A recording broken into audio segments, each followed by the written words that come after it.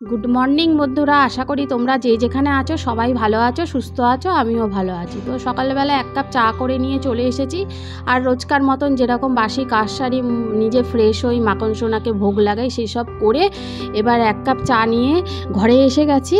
তো এবার বিস্কুট নিয়ে নিলাম। এই দেখো সুগার ফ্রি বিস্কুট, আর দুটো সুগার ফ্রি তো চায়ে দিয়ে দিয়েছি। তো আমার এখনও সুগারের ওষুধ দেয়নি, মানে মানে মানে একটু একটু ছোঁয়া ছোঁয়া, তাই ডাক্তার বলেছে মেনটেন করে থাকতে। তো এখন আমি চা খেয়ে নেবো। তো চাটা খেয়ে চলে যাব বাজারে। তো এবার দেখো আমি একটা কুর্তি পরে নিয়েছি, এবার বাজারের দিকে যাচ্ছি। তো বাজারের দিকে হাঁটতে হাঁটতে যাচ্ছি। তো এখানে বাজারে চলে এসেছি। আজকে রবিবার, দেখি রবিবার বাজারে গিয়ে কি পাই। তো চিংড়ি মাছ ছিল, ভেটকি মাছ ছিল, আর মাছ ছিল, আর রুই মাছ ছিল। তো গিয়ে দেখলাম হাফ আর মাছটা কে নিয়েছে, আর হাফ ছিল এই যে হাফ লেজার দিকে ওজন করছিল আমি নেব বলে।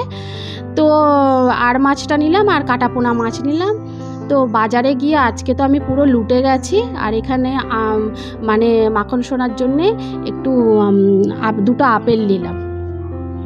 আর বাজারে গিয়ে বললাম না আজকে আমি পুরো লুটে গেছি। কেন লুটে গেছি দাঁড়াও বলছি। তো তারপর বাড়ি চলে এলাম। বাড়িতে এসে আরও 2 কাপ চা বানিয়ে নিলাম। আর ছেলের ভোরবেলা হাঁটতে যায়, তো হেঁটে হেঁটে আসার টাইমে ও টিফিন নিয়ে এসছে, নানপুরি আর তরকারি। তো আমি তো সকালবেলা চা খেয়ে গেছিলাম বাজারে, আর ছেলে খালি পেটে হাঁটতে গেছিলো, সেই জন্য ওর চা খাওয়া হয়নি। এবার ওর চা করলাম, সেই কারণে আমিও আমার জন্যে আর একটু চা করে নিলাম। তার সাথে টিফিনটাও নিয়ে নিলাম, টিফিনটা খাবো বলে। আর ছেলে টিফিন পরে খাবে। তারপর টিফিন খেয়ে এবার মাছগুলো ঢেলে, দেখো 4 পিস আর মাছ, এটা 400 গ্রাম মাছ, বেশ বড় বড় পিসগুলো ছিল। আর এখানে কাটাপোনা মাছ সমস্ত ধুয়ে রেখে দিয়েছি। আর মাছটা রান্না করব, আর কাটাপোনা মাছটা ফ্রিজে তুলে দেবো। তো এবার আর মাছে নুন হলুদ মাখিয়ে নেবো, আর কাঁচা তেল মাখিয়ে নেবো, তাহলে খুব ফুটবে না। নালে তেল খুব ফটফট করে ফোটে, আর আমার গায়ে মুখে ছিটকায়। কিন্তু খেতে তো ভালোবাসি, লোভ তো সামলাতে পারি না। আর মাছ আমি ভীষণ খেতে ভালোবাসি। তো এই মাছ ঠাছ ধুয়ে রেডি করে রেখে দিলাম ঢাকা দিয়ে। আর এখানে টিফিন খেয়েছিলাম, চা খেয়েছিলাম, সেই সব বাসনগুলো এবার ধুয়ে নেব। তো আর মাছটা রান্না করব বলে এখানে দেখো পেঁয়াজ, রসুন, আদা, কাঁচা লঙ্কা, টমেটো সব কেটে রেডি করে রেখেছি। তো কড়াইয়ে এবার মাছগুলো ছেড়ে দিয়েছি। আর ভীষণ ভয়ে ভয়ে আমি ভাজছিলাম। কাঁচা তেল মাখিয়ে নিলে কি হবে, তাও ফটফট করে ভাজছিল, তাও গলায় একটা ছিটা পড়েছে, আমার ফোসকা পড়ে গেছে। ও পড়বেই, এইসব মাছ খেতে গেলে আমার একটু আধটু মুখে গলায় এই সমস্ত দাগ হয়ে যায়। তো আজকে আমি বললাম না রবিবার বাজারে গিয়ে লুটে গেছি। আমি 500 টাকা নিয়ে গেছিলাম বাজারে। দাঁড়াও বলছি। এখানে দেখো বাজারগুলো দেখিয়ে দিই। একটা পেঁপে নিয়েছি, আর সজনে ডাঁটা নিয়েছি, টমেটো, আলু, আর ডিম নিয়েছি 5টা, আর স্কচ ব্রাইট নিয়েছি।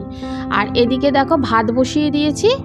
আর এখানে মশলাটা আর মাছটা করব বলে কড়াইয়ে মশলাটা কষানো হচ্ছে। তো রবিবার বাজারে গেছি, এবার আর মাছ দেখে লোভ হয়েছে। আর মাছটা সকালে নাকি 700 টাকা কিলো বিক্রি করছিল, আমি যখন গেছি তখন বলছে 600 টাকা কিলো।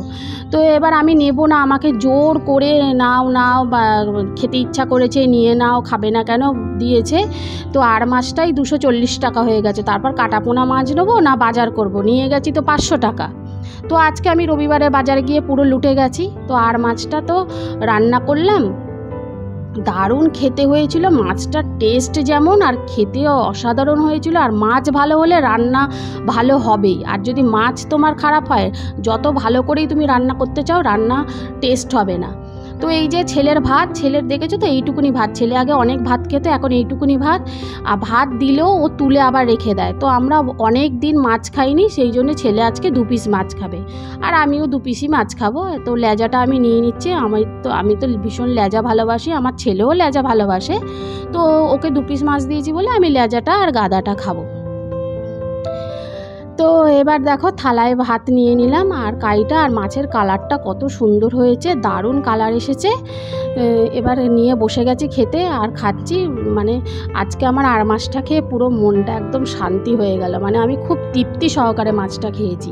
আর এইদিকে ছেলে আর একটু কাই চাইলো, ওর একটু কাইটা কম হয়েছে, ও না একটু ঝোল ডাল এই সমস্ত বেশি খায়, যেহেতু এখন ভাত কম খাচ্ছে বলে ঝোল ডাল এগুলো নিচ্ছে না। তো একটু কাইটা কম হয়েছে বলে বললো মা একটু কাই দাও, তা ওকে আবার একটু কাই দিলাম। তো খাওয়া দাওয়ার পর রেস্ট নিয়ে সন্ধ্যাবাতি দিয়ে তারপর চা খেয়ে আবার রান্নাঘরে এসেছি। আর সকালবেলা যেসব বাসনগুলো ধুয়েছিলাম, দুপুরে খাওয়ার বাসনগুলো ধুয়েছিলাম, এগুলো সব গোছাবো র্যাকে।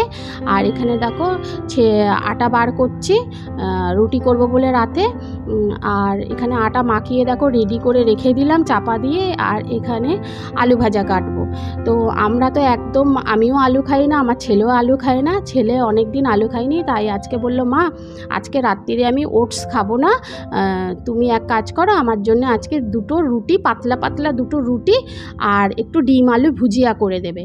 সেই কারণে ওর কথা রাখতে ডিম আলু ভুজিয়া করব বলে আলুগুলো কেটে নিলাম, নিয়ে ধুয়ে জলের মধ্যে রেখে দিয়েছি। আর এখানে দেখো কড়াইয়ে তেল দিয়েছি, এবার তেল তো গরম হয়ে গেছে, তো আলুগুলো ছেড়ে দিলাম। এবার তো আলু ছেড়ে দিয়েছি, আমার ছেলে বলছে মা ডিম আলু ভুজিয়াতে পেঁয়াজ দেয়, আর আমি তো পেঁয়াজ দিইনি, আমি শুধু কাঁচা লঙ্কা আলু আর ডিম দিয়ে ভুজিয়া করেছি। যাকগে এবার জেনে গেলাম, ও না একটু রসিয়ে কষিয়ে জিনিস খেতে ভালোবাসে। হ্যাঁ, তো ও বলছিল টমেটো দিতে, পেঁয়াজ দিতে, ভালো করে মানে ডিম আলু ভুজিয়াটা করতে। আর আমি শুধু যেরকম ন্যাচারাল আলু আর ডিম ভুজিয়া করি সেরকম। তো এখানে দেখো আলু ভাজা হয়ে গেছে, বা ডিমগুলো দিয়ে দিচ্ছি, ভাজা করে নেব। আর আজকে জানো তো আমার কপালটা খুলে গেছে।